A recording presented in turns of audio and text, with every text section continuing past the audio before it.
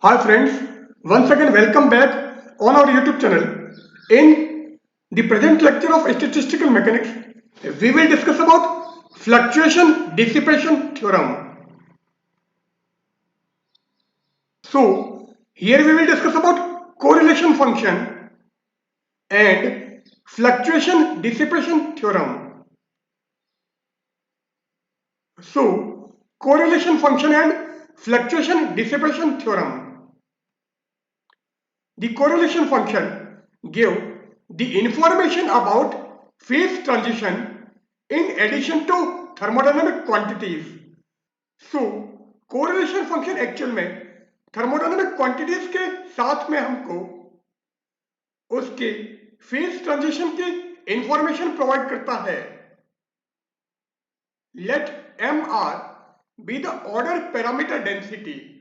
So order parameter density हम MR consider करते हैं. Therefore, order parameter will be M is equal to ensemble average of integration D3R MR, and this angle bracket is actually shows the ensemble average. So अगर हम integration D3R MR का ensemble average निकालें तो हमको order parameter density MR का order parameter मिलेगा. The correlation function is defined as, अब correlation function आप कैसे डिफाइन करोगे? It is defined as gamma R is equal to ensemble average of MR M naught minus product of ensemble average of MR and M naught. So correlation function is defined by gamma R equal to ensemble average of MR M naught minus ensemble average of MR into ensemble average of M naught.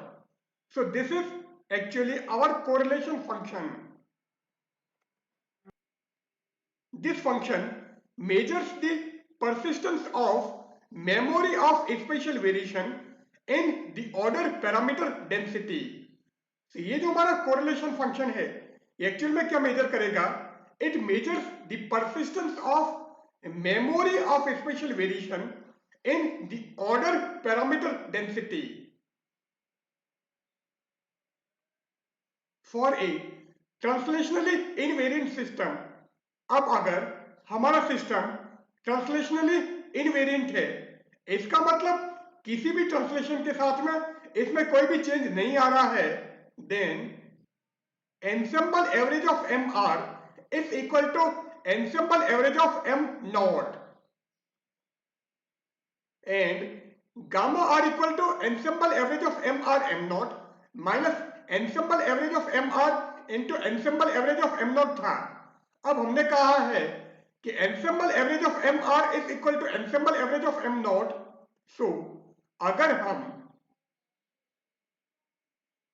इसकी जगह ensemble average of M naught लिख दें, then gamma R equal to ensemble average of MR M naught minus a square of the ensemble average of M naught.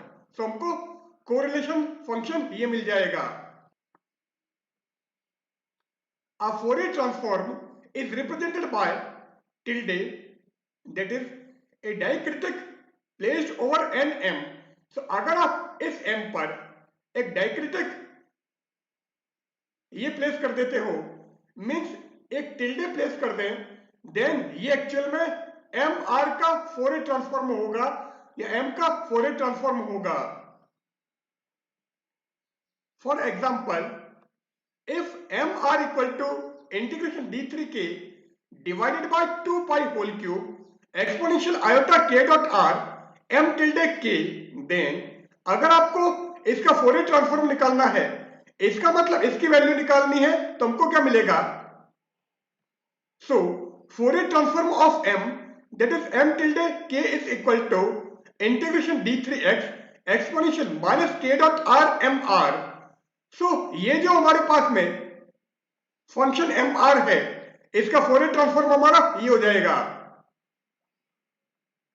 Since M R is real, then m tilde star k is equal to m tilde of minus k.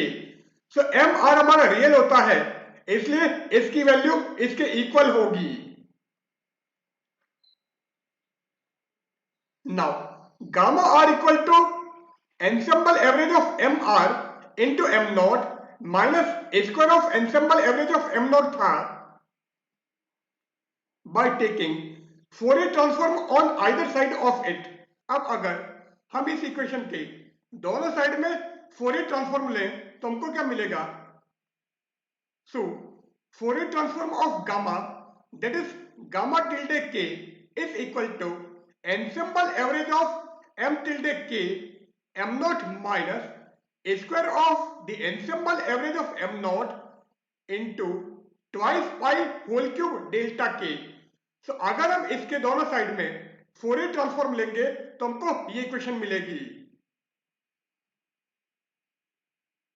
Since ensemble average of m naught equal to 0, so अगर ये value हमारी 0 हो तो ये हमारा 0 हो जाएगा. So gamma tilde k is equal to ensemble average of m tilde k m naught. So हमको ये इक्वेशन मिल जाएगी. Since m r equal to integration d3k divided by 2 pi whole cube exponential iota k dot r m tilde k. So order parameter density हमारी ये थी. Therefore m naught equal to 2 pi raised to power minus 3 integration d3k e raised to iota k dot o m tilde k. तो हमने यहां पर simply जहां पर r है उसकी जगह o लिख दिया है. सो m naught is equal to integration d3k and 1 upon 2 pi whole cube 2 pi raised to minus 3 आ जाएगा integration d3k e raised to iota k dot o m tilde k. Also ensemble average of m tilde k m tilde p is equal to 2 pi whole cube delta k plus p ensemble average of determinant m tilde k square. अब अगर हम इससे और इससे इन दोनों equation से values अगर यहां पर रखें तो हमको क्या मिलेगा?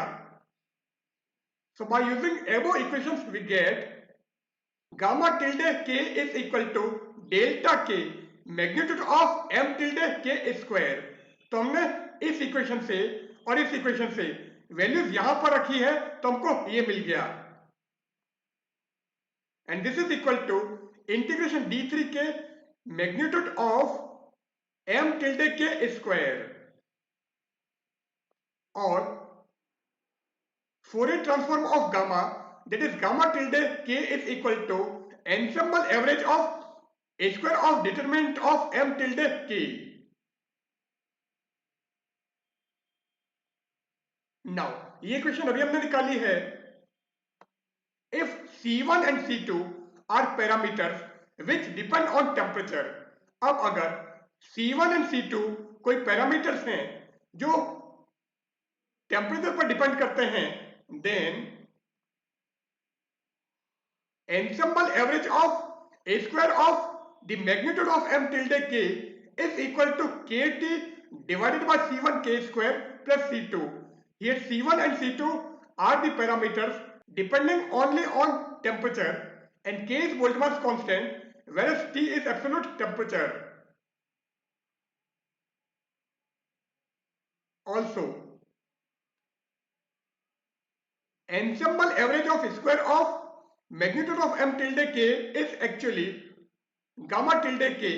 It means this is our gamma tilde k. So gamma tilde k equal to kt divided by c1 k square plus c2. By taking the inverse Fourier transform we get. अब अगर हम इसका इनवर्स Fourier ट्रांसफॉर्म लें तो हमको क्या मिलेगा? Gamma r is equal to exponential minus r upon l whole divided by r. So हमने गामा टिल्डे k का इनवर्स Fourier ट्रांसफॉर्म लिया है जिससे हमको gamma r equal to exponential minus r by L whole divided by r मिल गया है. Here L is equal to a square root of C1 upon C2, and this is actually correlation length. So correlation length equal to a square root of C1 upon C2. The correlation length measures the spatial length. So ये जो हमारी correlation length है जो कि gamma R में use हुई है, it actually measures the spatial length. If the system is translationally invariant, then अब अगर हमारा सिस्टम ट्रांसलेशनली इनवेरिएंट है तो उस केस में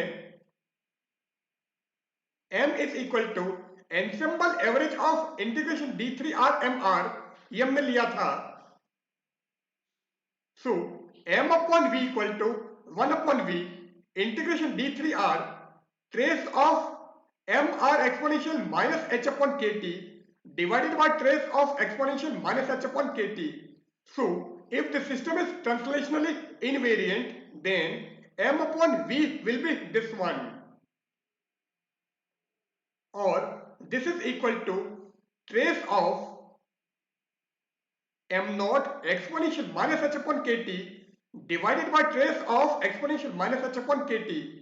क्योंकि इंटीग्रेशन d3r का मतलब v, तो ये v और ये v कैंसिल हो जाएगा. सो m अपॉन v की वैल्यू आपको सिंपली ये मिल जाएगी. Here h is Hamiltonian. So m upon v में ये जो h यूज हुआ है, it is actually our Hamiltonian. If the magnetic field, that is h dash, is coupled linearly to the order parameter, then अगर magnetic field हमारा order parameter के साथ में लीनियरली कपल होता है, देन उस केस में h equal to h not minus h dash integration d3r mr, and here this h naught is actually Hamiltonian for h dash equal to 0. Means जब magnetic field हमारा 0 है उस case में जो हैमिल्टोनियन है उसको हमने h naught से रिप्रेजेंट किया है. So if the magnetic field h dash is coupled linearly to the order parameter m, then h equal to h naught minus h dash integration d3r mr. Now m upon v equal to trace of m naught exponential minus h upon kt divided by trace of exponential minus h upon kt आया था, और h हमने कहा था कि Hamiltonian है. On differentiating this equation with respect to magnetic field h dash, we get, अब अगर हम इस इक्वेशन को मैग्नेटिक फील्ड h dash के रेस्पेक्ट में डिफरेंशिएट करते हैं तो हमको क्या मिलेगा? chi equal to 1 upon kt integration d3r ensemble average of mr m naught minus a square of the ensemble average of m naught. So अगर हम इस इक्वेशन को मैग्नेटिक फील्ड h डैश के रेस्पेक्ट में डिफरेंशिएट करें तो हमको chi की वैल्यू ये मिलेगी. Since gamma r is equal to ensemble average of mr m naught minus a square of the ensemble average of m naught था, इसका मतलब ये हमारा गामा r है. सो अगर हम इसकी जगह गामा r पुट कर दें, then chi equal to 1 upon kt integration d3r gamma r, and it is actually fluctuation dissipation theorem, और ये हमारी fluctuation dissipation theorem है, and it is a powerful tool in statistical mechanics. So here we end our session. In today's session of statistical mechanics, we have discussed about correlation function and fluctuation dissipation theorem. So goodbye.